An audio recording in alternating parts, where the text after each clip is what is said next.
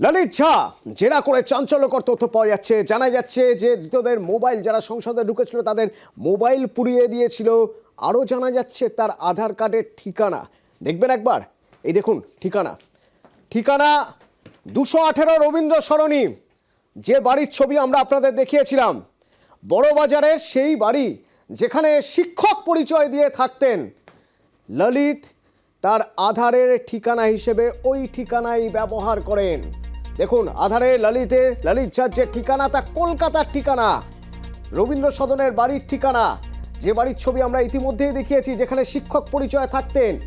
পরবর্তীতে অবশ্য তারপরে বাগুইআটি হেলা বটতলার ভাড়া বাড়িতে থাকতেন ললিত, কিন্তু তার আগে যে ঠিকানায় থাকতেন রবীন্দ্র সরণির সেই বাড়ি, আধারে তার পার্মানেন্ট অ্যাড্রেস হিসেবে সেই বাড়ির ঠিকানা দেওয়া রয়েছে।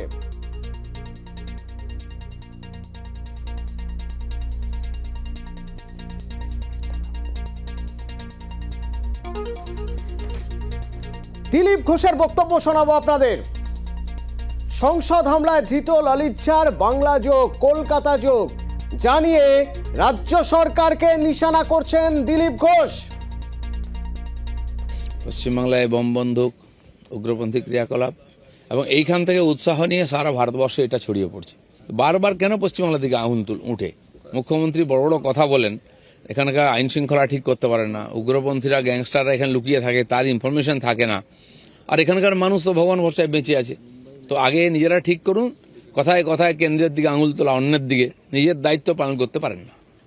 নিজেদের দায়িত্ব পালন করতে পারছে না সরকার, প্রশ্ন অভিযোগ করছেন দিলীপ ঘোষ। বলছেন কথায় কথায় কেন্দ্রের দিকে আঙুল তুলছেন, অথচ এই ললিতের ঠিকানা তো কলকাতা।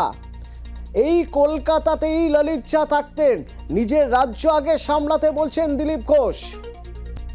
দিলীপ ঘোষের বক্তব্য, এই রাজ্যে আস্তানা গাড়ছেন কিভাবে এই রাজ্যে রুকিয়ে থাকছেন, আগে রাজ্যের দিকে নজর দেওয়া উচিত কেন্দ্রের দিকে আঙুল তোলার আগে। দিলীপ ঘোষের বক্তব্য শুনুন। পশ্চিমবাংলায় বোম বন্দুক, উগ্রপন্থী ক্রিয়াকলাপ এবং এইখান থেকে উৎসাহ নিয়ে সারা ভারতবর্ষে এটা ছড়িয়ে পড়ছে। বারবার কেন পশ্চিমবাংলা থেকে আগুন উঠে?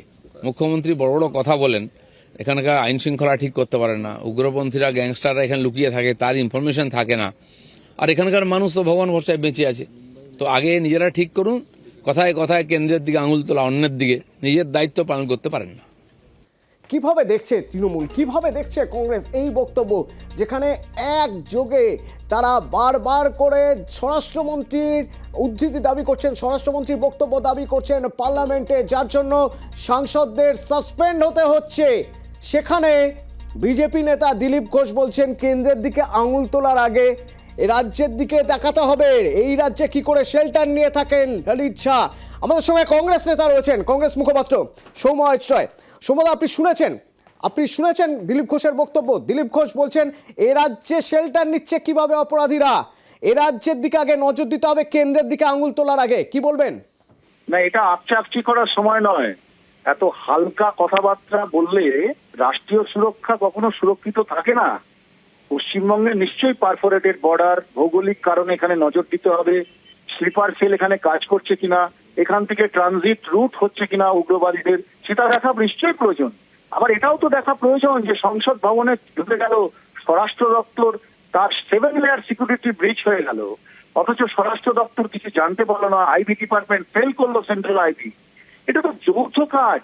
এটার মধ্যে আকচাকচি করে রাজনীতির নীল নকশা নাই বা তৈরি করলো দিলীপ বাবুদের তো তাই যে সংসদ ভবনে একজন সাংসদ, তিনি তাদেরকে সার্টিফাই করলেন, তারা গেল, তাদেরকে ওখানে ভিজিটার্স পাস দেওয়া হলো, সেটাও তো দায়িত্বের মধ্যে পড়ে।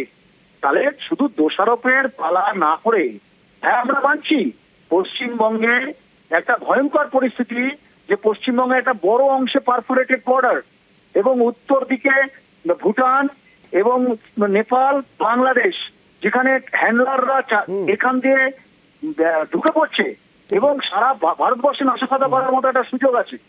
তো সেই বিষয়গুলো সবাই মিলে দেখা প্রয়োজন আকচাকচি করার থেকে। ঠিক, ধন্যবাদ সৌম্য রায়।